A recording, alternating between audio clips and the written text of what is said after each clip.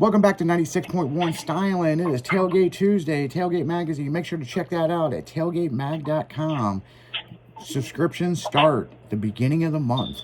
And then the first issue is going to be released in South Padre at Spring Break Jam. That's going to be a show you do not want to miss. But I've got the godfather of SPL himself in the house, Ralph Randall. You know, one of the things that, let's get into this deal. How'd you get into the world of USAC? Well, I had a stereo shop, and in Nacogdoches, Texas, about 1 million years ago, and we were trying to figure out a way to get to build our business. Initially, that's how it started. Was like, how do we get these guys to buy stereos? And I thought, the best way to get these guys to buy stereos is to get them to compete against each other, see who's got the biggest stereo. And so we'd get a bunch of guys together out in the parking lot, and we'd have the crowds come out. People come out and hang out on Friday and Saturday night, and they'd cheer for whoever's the loudest, and we'd give them an award or give them something. And this was like in the 80s, I found out it was good for business, it was great. And people started buying more equipment, and then next thing you know, this guy says, hey, can you do one of those at my shop? And 20 years later, we're doing over 3,000-4,000 shows a year all over the world. Yeah, and every package took off. Every package of anything car audio, subwoofers, amps, it had the USAC logo on it, approved by USAC. And oh yeah, we set the standards, and we set the rating standards. We decided how amplifiers were rated and how the classes were set up, and we had a few guys always remember Bob from American Bass. Oh yeah, Bob. Yeah. He'd go, Ralph, what you doing, Ralph? You're killing me, Ralph. Why you do this to me? He'd take a 10,000 watt amplifier and put 25 watts on it and sell it for $5,000. And want to compete in the 0 to 100 power class. Yeah, I know, right? And he'd get mad. Why you do this, Ralph? You killing me, Ralph. You killing me. I loved old Bob. He was something else. Yeah, well, I'm going to tell you what, man. I mean, I worked with USAC as a consultant, okay?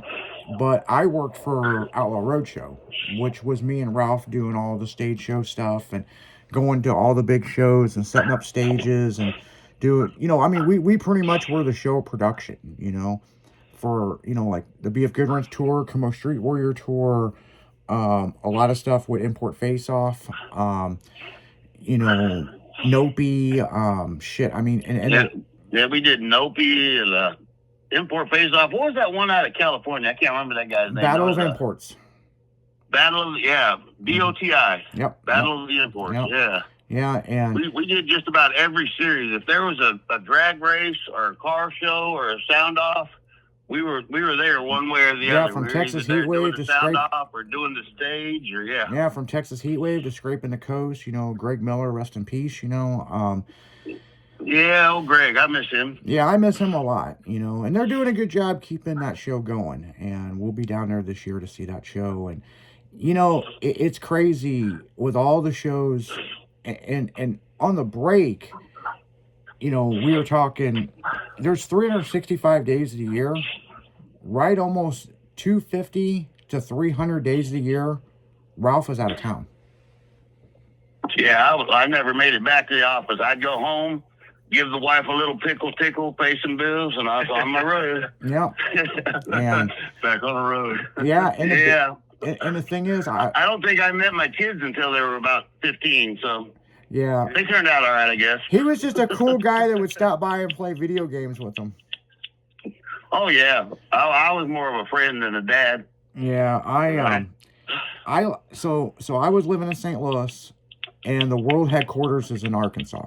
So I'd have to drive down there, and then sometimes I'd have to come in a day early while we were loading everything up, and I would stay at Ralph's house, which not a lot of people got to do, but, his wife would make us food, and it was just great times. And I saw another side of Ralph, like, need to know he was my boss and, co-partner, because we partnered on stuff.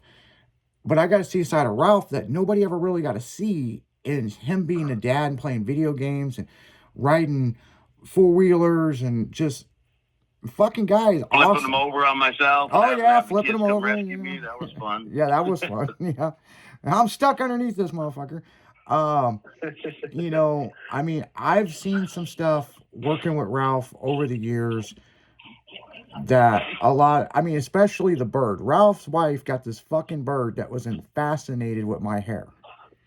Oh my God, that damn cockatoo. Yeah. And fucking Ralph's like, well, it just wants to sit on your shoulder, man. And I'm like, I don't know, man. Well, we didn't know the bird was in heat. Oh, dude, and he thought Isaac was hot too. Yeah, Boy, he liked that. loved my hair. And fuck, I mean, Ralph was like, okay, well, it's time to go back in your cage. And that bird wasn't having it. He's like, fuck you, I'm with my friend. Oh yeah, right. that bird could cuss in 3 different languages. Yeah. Oh, nice. Oh yeah, Top showed up at my house one night, and I'm like, what are you doing? Oh, we got a phone call that somebody was being beaten or some shit. So there's a woman screaming, and it was my damn bird on the back porch. The neighbors thought I was beating my wife. It was a damn cockatoo. Nice. What? You know, And, you know, you know the last words that bird learned? Remember Darville? I was always getting pissed off. Damn it, Darville. Damn it, Darville. Oh, that's right. And Darville come walking in one day, and that cockatoo jumped us. Damn it, Darville. Nice. Whatever. Most of the guys thought that was Mike's first name was Damn it. Yeah, no shit. I had Darville's name in my phone was damn it. That's what for you. Yeah. Oh man. I'll tell you what though, Mike was something else. He for all the stuff he did, I remember he pissed off Michael Myers over at Nopi one year. And Michael called me and said, I'm not buying trophies from you anymore. And he was all pissed off because Darville had told him where to go, you know? Oh yeah. And Mike comes walking in my office, and I said, Mike, you just lost me a $350,000 contract. You better figure out what we're going to do by the end of the week. You know, it wasn't 3 days later, he walked in off a cold call and said, we're going to do something called Street Warriors. Oh yeah, and that's when I got the phone Just call for pulled it out of his ass. I mean, Mike could talk people. I mean, he was something else. Yeah, we signed that deal with Live Nation, and was it the first or second show? We went to California, and it was the Need for Speed Underground release party, and MTV showed up. Shit. That's when we got into the battle of the stages out there. So we're out there, and we're getting paid to do the stage and all of our shit. Well, MTV, an executive, I don't know, had an issue with our stage, which was basically the Nopi stage is what it was, okay? Yeah. And they're going to bring in their own stage. And they set it up across from Ralph. Ralph's like, fuck this. Ralph made a few phone calls. And every piece of equipment he can get his hands on within a few hours was on that stage. And when we would talk on that stage and they would try to talk at the same time, they just shut up because nobody could hear them. Nice. And dude finally comes over and says, man, will you guys please turn down the stage so we can film? No. Yeah, we were blowing them out of there. It was always, I don't know, every week, no matter how mundane it seemed in the beginning, there was always some craziness happen. Every week, no matter what. Well, we were. I remember, where was that truck stop we went into? DJ Sparky. We'd all take turns doing goofy shit at truck stops while we're traveling. Yeah. Well, DJ Sparky walks into this truck stop in Texas, and he's walking around. And he's so he was kidnapped. He walks up to this old lady, and he's like, he won't feed me. And he's pointing at me, telling this lady how I won't feed him. Yep. So this little old lady buys him some food and buys him some drinks and all this stuff. And she walked over to me, looked up at me, and just slapped me in the face as hard as she could. Yep. This is like 80-year-old woman left whelped on the side of my face because DJ Sparky told him I was abusing him. Yeah. Was it? It was horrible. Yeah. Oh. Now, there were so many of these situations. One of them almost got us in a lawsuit. So when we would go to Walmart, we would like, we have a cart and somebody would jump in the fucking cart, right? Like jackass. Oh God. Well, I think it was Crookie pushed the cart and Ralph was supposed to catch it and it went right past Ralph and hit that old lady. Oh shit. And thank God Ralph, and another, on a side note, Ralph is a trained fireman. He left Mississippi, worked for a fire department, come to Arkansas, and they wouldn't let him join this fire department, so he got state funding and built his own fucking fire department. That really happened. And he had better shit than the local fire department. Yeah, we beat them to the fires too. They'd show up and the fire was already out.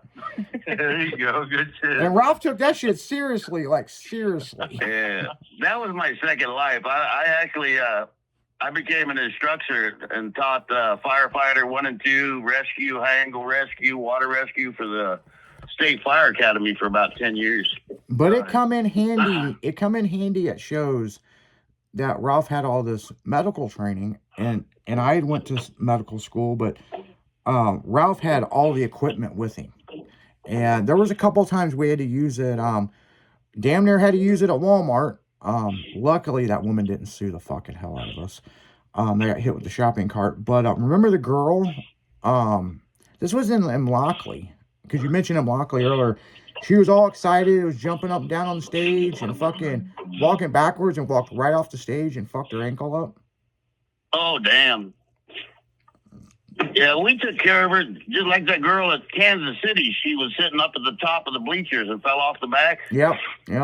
And but I took care of that shit quick. I had the release of liability and the checkbook available at all times. Yeah, no shit about that. There ain't no shit. Never once filed an insurance claim, but we always took care of people. Yeah, I mean, there's been some incidents at shows, but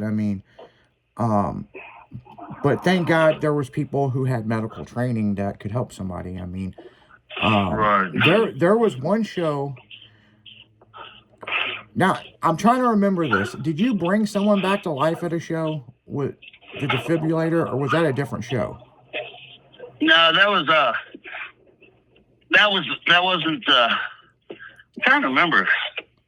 Shit, I don't even remember. I remember several times we had to do CPR and different things at shows. Yeah. Yeah, I'm thinking that was. But see, I carried a full med kit with me to all the shows. I always had my oxygen and my AED and all my stuff with me at every show we did. So. Yeah. And well, I'm gonna tell you one thing. We were talking about him Lockley, and Ralph hates this story, but it's true. This motherfucker would lose his keys all the time, right? And oh God, yeah, that was a Mockley. I remember that. Yeah. So we're done. We're getting ready to leave. Semi-truck's full. Time to go home. Ralph ain't got his keys. Oh no. We had to unload the whole entire semi-truck. Oh no. Well, what happened? We were rolling in the light tower generators, and I always kept the keys on a clip on my belt. And somehow, as we were rolling the generator in, it grabbed the keys and they came off my belt and stuck to the side of the generator. And of course, that was the first Damn thing reloaded. Oh wow. Yeah. That it was the generators, then the smart lights, and then the stage, and when I mean stage, people, we're talking 36 pieces of stage, trussing, everything, every fucking thing had to come out of the semi truck. Oh yeah, how it fucking goes, man. And this is at like 4 in the morning, 3 to 4 in the morning. After 10 hours of show. After a 10-hour show, yep. Yeah, and it sucked, but we had that shit down pretty good. In the beginning, it took us about 3 to 4 hours to tear down. Mm-hmm. Towards the end of that, 45 minutes. We had that sucker tore down, and we were eating dinner. So well, when we got the new stage, and they sent it up from Texas, we were supposed to set it up there at the compound, but I think it was a weather issue why we didn't. And so the very first show, I remember us figuring out how the stage went together because we didn't have an instruction manual. We just kind of knew where shit's supposed to went from the previous stage. This is a way nicer stage, people. I mean, compared to what we had. And oh yeah, but it took that us was the Stage Right. We had just bought that from Stage Right. Stage Right, yep, and from Texas, and nothing was adjusted, and it took us all day to adjust it. But after the third show, we could set that whole stage and everything up and do mic check within 50 minutes. Nice. Oh yeah. We had it pretty much down to an art. Everything fit in there just so. And of course we had trussing, but we didn't have all those fancy lifts and stuff for our trussing. So we'd have to build this thing and then stand it up like a circus tent. Yeah. And boy, I tell you, it was hard work. It really was hard work. But the shows, man, I remember we were in Lexington, Kentucky, and the state police came and blocked the front gate. We had traffic backed up from the front gate of the racetrack, 5.5 miles. It was blocking the freeway off ramp. There were so many people trying to get into this show, and with huge shows. We had so many people, and nobody wanted to leave. It was just a blast the whole time. No, and 5 o'clock was a bikini contest.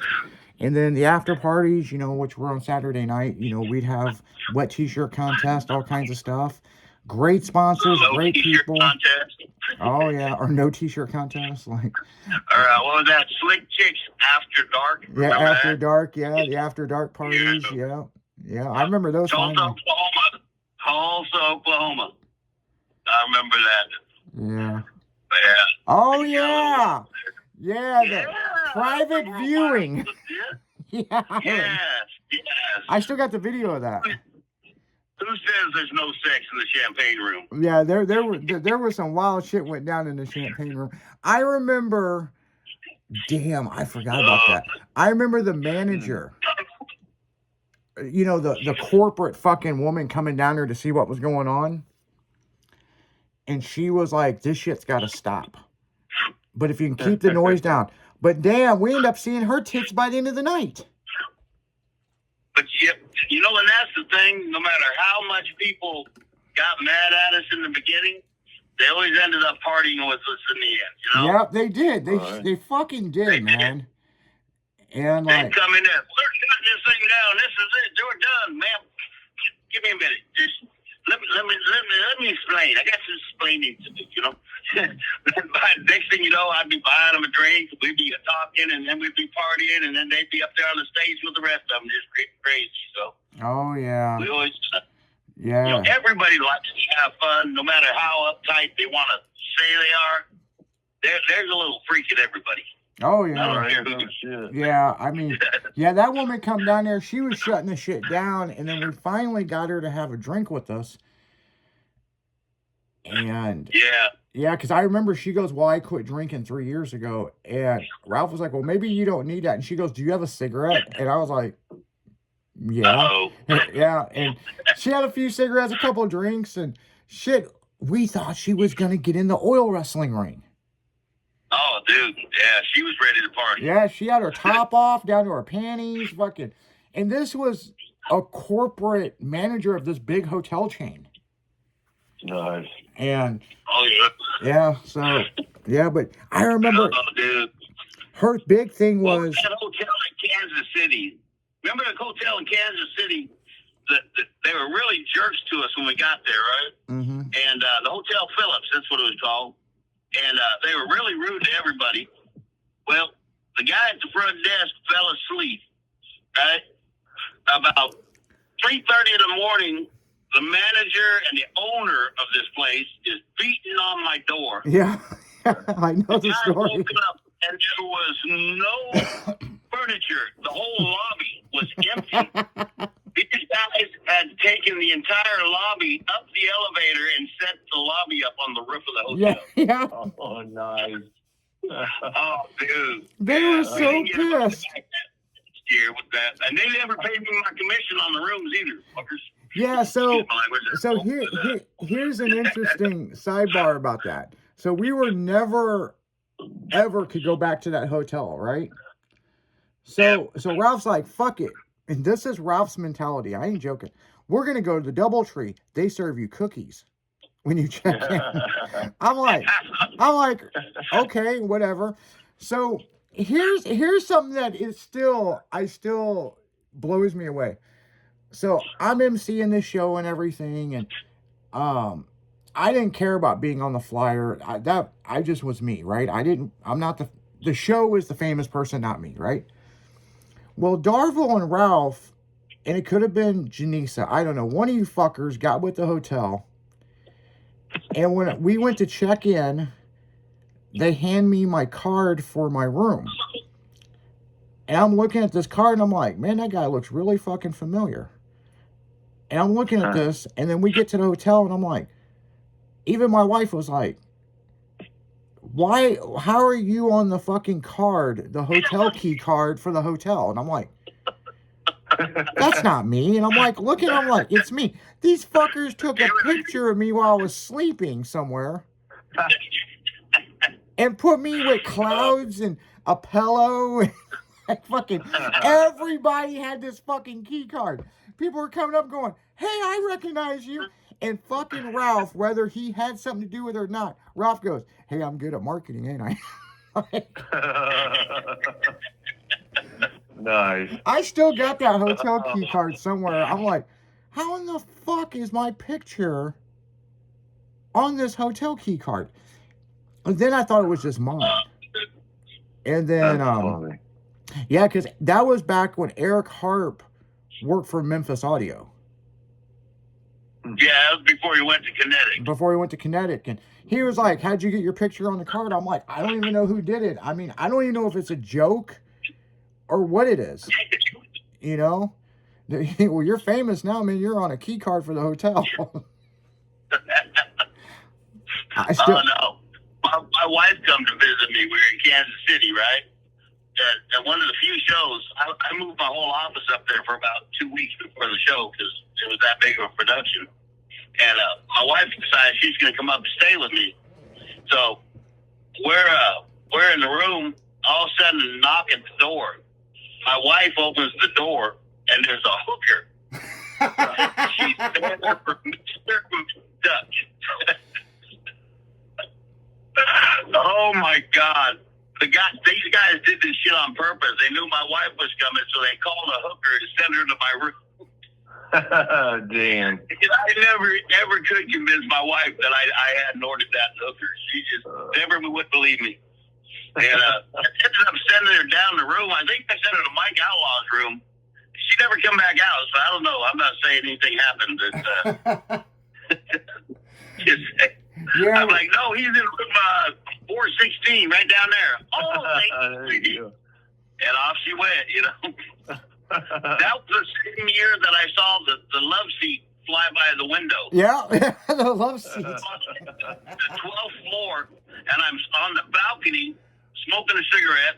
All of a sudden, I'm like, what the hell? It was a love seat. I don't know what room it come out of, but it made a crash when it hit the ground. I can tell you that. I remember. No wonder nobody. I remember when you met up with us. You're like, you know anything about a love seat? And we were like, a love seat? Yeah, like furniture. No, I hear it flies. He just the look on his face like, what the fuck are you talking about? Right. Oh no, there's some things. What show was it that? What show? Yeah. What show was it that? After we left the show, it was somewhere down south. That all the fucking hotel, everything in this room was bolted to the ceiling. What show was that? You know, I don't remember. It was a show down south, and the hotel wanted to charge you to remove it off the ceiling. Wow. And they emailed the pictures to Ralph of the room, and Ralph says, I don't see anything wrong with it. If you just turn the picture the other way, it's fine. So, yeah. But on that note, guys, we're going to go right back into the music and pay a few bills. You're listening to Tailgate Tuesday only on Styling Radio 96.1 FM. We'll be right back.